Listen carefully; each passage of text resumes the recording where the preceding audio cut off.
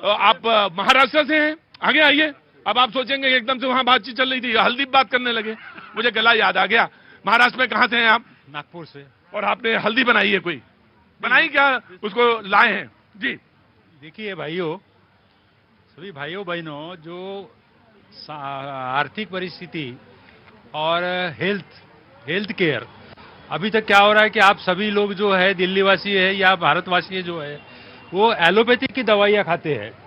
Allopathic के दवाई से जो इफेक्ट होता है, उस इफेक्ट को न्यूट्रलाइज करने के लिए जो नैसर्गिक कंडीशन में, शुद्ध अवस्था में, हमने जो ये जंगली, जहां ट्राइबल एरिया में, जंगलों में जो हल्दी पाई जाती है, उगाई नहीं जाती है, उससे काफी 3-4 साल के बाद, कोरोना के बाद में रिसर्च करने के बाद में ये पता लगा, वर्ल्ड वाइड कहीं पर भी नहीं है, हिंदुस्तान में मैं किसी से भी चैलेंज करता हूं, कुरकुमिन का जो परसेंटेज होता है, जिसमें दो ये लोग कंस्टिट्यूएंट होता है, वो 15% तक, 14 से 15% तक यहाँ पाया जाता है, और वो नैसर्गिक कंडीशन में पाया जाता है। तो वो एक तरह का एंटीबायोटिक की तरह काम करता है, एक तरह की आपको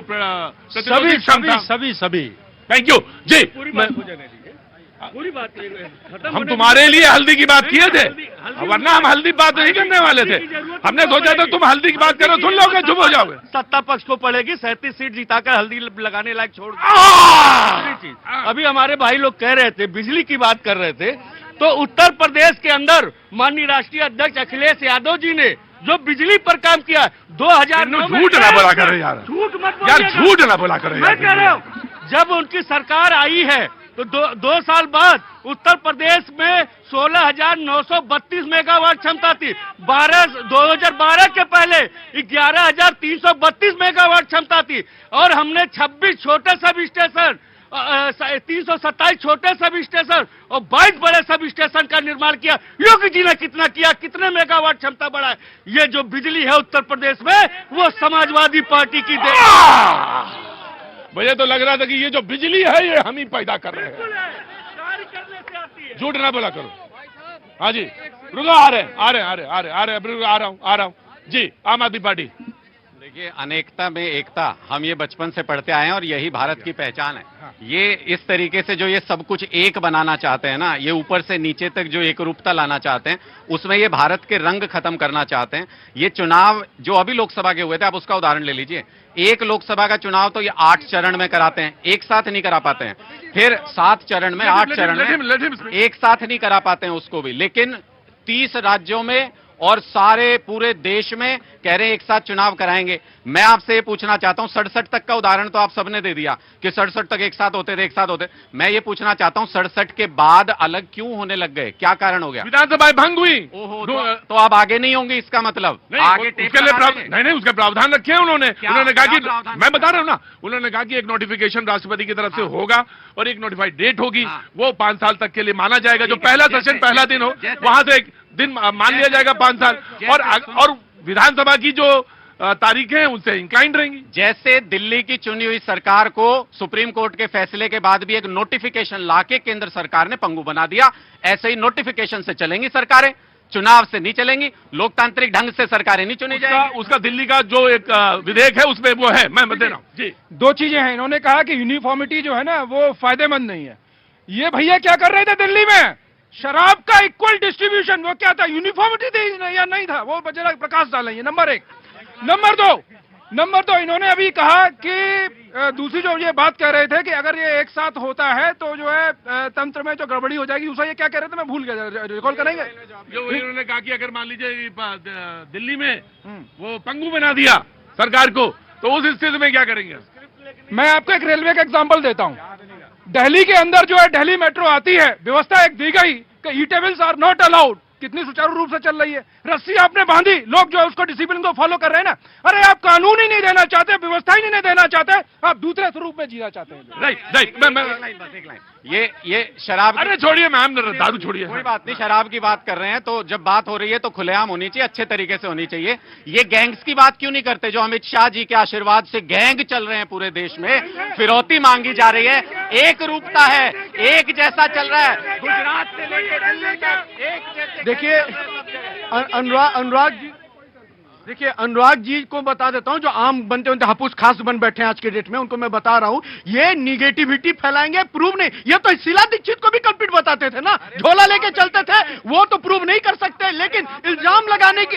अनुराग जी इतने वरिष्ठ आदमी हैं, आपसे छोटा हूं, बीच में नहीं बोला, यहां तो शिक्षा दीजिए, अच्छी शिक्षा का पेश कीजिए ना, एजुकेशन मॉडल की बात कीजिए। दूसरी बात बता रहा हूं, देखिए यहां नहीं पढ़ाएंगे एजुकेशन, लेकिन वहां पे राजनीति रोटी सेकेंगे। अरे भैया ये शिक्षा मॉडल है, एक अपने जूनियर प्रवक्ता को जो एज में भी जूनियर है उसके ऊपर कैसे चढ़ रहे हैं, ये शिक्षा मॉडल है। देख लीजिए, देखिए जरा गौर से देखिए। दूसरी बात मैं कह रहा हूं, ये जनता को बेवकूफ समझते हैं कि ये भोली भाली जनता है, अरे जैसे हमने शीश महल बना के गुमराह, नहीं सर, ये बहुत तेज जनता है सब। ये जनता को पता है कि इतनी सालों तक उड़ीसा में चुनते रही और केंद्र में किसी और को चुनते रही, ये बहुत मजबूत जनता है। इन्हें पता है कि किसको कहां सेट करना है और देश को किसके हाथ में।